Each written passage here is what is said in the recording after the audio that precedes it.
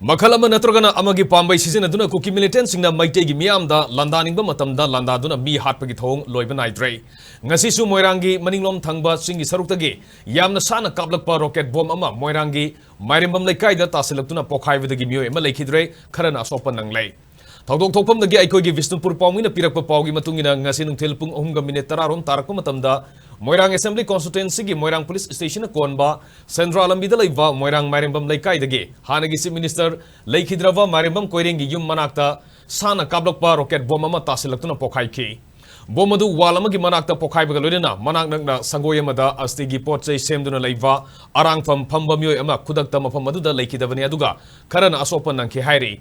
Thawdok aduda leikidrava Meeoi adu Moirang Fiwangvam leikai dagi sahi humudrarom surba RK Rabai kawi leikidrava Meeoi asi hayeng pangthokadaba mairembam Koirang gi leikidravi mamong nupi mairembam IVI gi astigi potchei semlaga leibani hairi. Thawdok aduda soklaba sing adudi Sendra Road tagi Salam Nanau sahi nifu galena mairembam sahi Tarahumdoi Rajib Atopaming Vobo sahi Yankainipan Moirang Oksongbung dagi Konjengbam Zogindro sahi Yankainitoi amasung leikai simakta dagi ngangom ibobi sahi umpumangani soklaba Meeoi sing manak nakpada leiba layeng sangda pukhatuna layeng sathaki. Thawdok adugi paw fambuga Moirang Assembly Constituency gi MLA Thongam Santi yauna police ki makok thongba official sing laktuna yengsin kemadi Manipur linga ki CFNP digi minister Laisang Tem Susindro su thawdok thokpamda sangsinuna yengsin ki.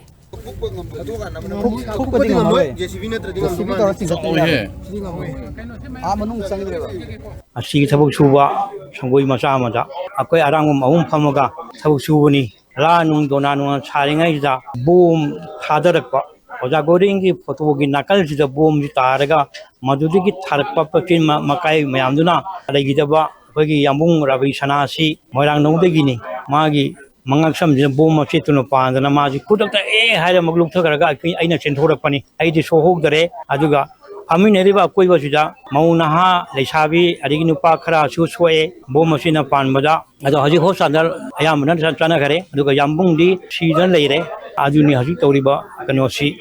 Kusi yuki pungmari mkhai ta bom tamda Kuki Militant Singna Tonglaw wi da bong kya kapsalakpadagi maitei masung Kuki ani gi marakta nakan ani gi marakta kya unkhanaba lekwa serega sida kogi masi nungthil gi pung 3:30 tararom sapam tamda Koirang ta khariba mafam adudagi oigani haina miyamna thajani riba mafam adudagi Kuki kolai ba singna koi yamna sanba mi kya son bangamba bom amak kaplakpadagi kogi hana ex minister oyamba mairembam Koirang gi yumda tasilakpadagi mahaki mamong nupi mairembam ibe amagi hangserasi asti tabana mahaki asti gi pochei semba lakpa koigi arangbam ama bomna panbadagi haibgi mimangda leriba koi siba Meeoi asini arangbam asi kodakta laikidre loinana Meeoi manga sokle bom kablok liba tarak liba mafam asida koi KPNPD minister Susindro loinana koigi Moirang kendagi MLA mafam asida laktuna amadi Manipur police ki makok thongba official kya laktuna yengseli loinana khosaunarba miyam kayana paliba lenga asina praja miyambu sokjingai gi mimangda senaba wali haibgi damakta khosaunarba miyamna Sire matungda miyambu yengsenba lai haiduna KPNPD minister Susindro